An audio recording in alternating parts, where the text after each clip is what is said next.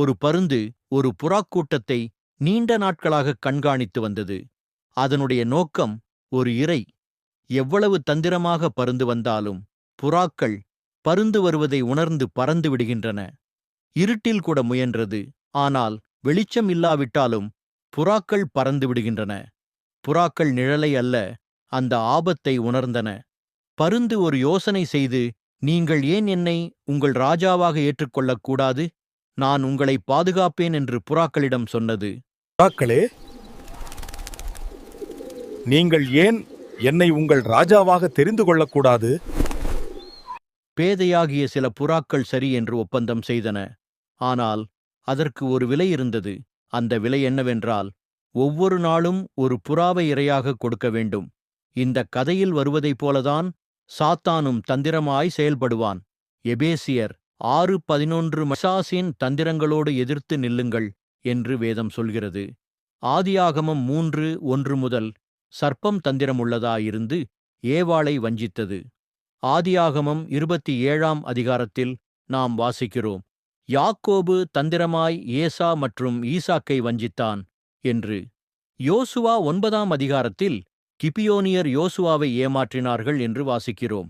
2 Samuel 13:30 யோனதாப் தந்திரமாய் Amnon, Tamar, தாவீது போன்றவர்களை வஞ்சித்தான் என்று காண்கிறோம்.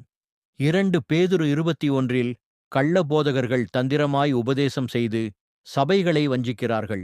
இந்த எல்லாவற்றிலும் சாத்தானுடைய முழு ஈடுபாட்டையும் வஞ்சிக்கப்பட்டவர்களுக்கு நேர்ந்த தீமையையும் பார்க்கலாம். பிசாசு ஒருபோதும் நேராக வருவதில்லை. தந்திரமாய் வேஷமிட்டு நம்மை சிதைக்கும் முயற்சியில் ஈடுபடுகிறான். சாத்தானின் செயல்களை பார்த்தால் அனைத்தும் நல்லது போலவும் அதில் தீமையான காரியங்கள் இல்லாதது போலவும் ஒரு மாயபிம்பத்தை உருவாக்குவான்.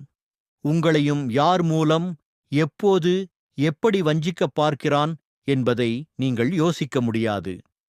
நீங்கள் எபேசியர் 6ஆம் அதிகாரத்தில் சொல்லப்பட்ட தேவனுடைய சர்வாயுத வர்க்கங்களான சத்தியம் என்னும் கச்சையை அறையில் கட்டினவர்களாயும், நீதி என்னும் மார்க்கவசத்தை தரித்தவர்களாயும், சமாதானத்தின் சுவிசேஷத்திற்குரிய ஆயத்தம் என்னும் பாதரட்சையை கால்களிலே தொடுத்தவர்களாயும், பொல்லாங்கன் எய்யும் அக்கினியாஸ்திரங்களையெல்லாம் அவ்வித்து போடத்தக்கதாய் விசுவாசம் என்னும் கேடகத்தை பிடித்து கொண்டவர்களாயும், இரட்சணியம் என்னும் தலைச்சீராவையும் தேவவசனமாகிய ஆவியின் பட்டயத்தையும் தரித்தவர்களாயிருந்தால் எளிதாக சாத்தானுடைய தந்திரத்தை அறிந்து ஜெயம் எடுக்கலாம். நாம் சாத்தானை ஜெயித்து இயேசுவில் வெற்றி சிறப்போம். Subscribe the Army of Zion channel and keep support us for more videos.